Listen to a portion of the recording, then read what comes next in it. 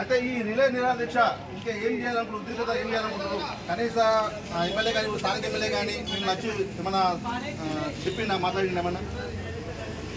నా పేరు కృష్ణలచ్చన్న, మాది కురమర్యాల దర్శకుర్తిలో పక్క గ్రామం మాది.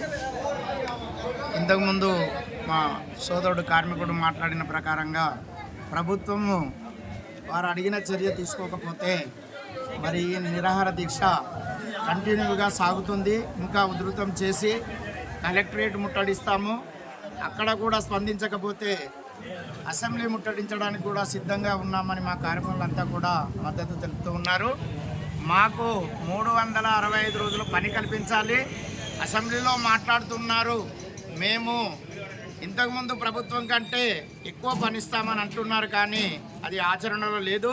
ఎట్టి పరిస్థితుల్లో మాకు మీరే ముడిసరుకు ఇచ్చి మీకు అవసరమున్న క్వాలిటీని తయారు చేయించుకొని మాకు కూలీ ఇచ్చి మా నేత కార్మికులను ఆదుకోవాలని, ఆత్మహత్యలు నివారించాలని ప్రత్యేకంగా ఇది ఇంకా ఉధృతం చేయడానికి మేము సిద్ధంగా ఉన్నామని ఈ సందర్భంగా తెలుపుతున్నాం. జై మార్కండేయ, జై పద్మశాలి. ఈ కాంగ్రెస్ ప్రభుత్వం వచ్చిన సంది పని లేక మరమగ్గాలు సాంజలు అమ్ముకునే పరిస్థితి వచ్చింది. ఇనుప సామాన్ తుక్కు కింద బఠాన్లకి ఇలాగా అమ్ముతారు, ఆ విధంగా అమ్ముకోవడం జరుగుతుంది అని నేత గారికి రాబోతున్నారు.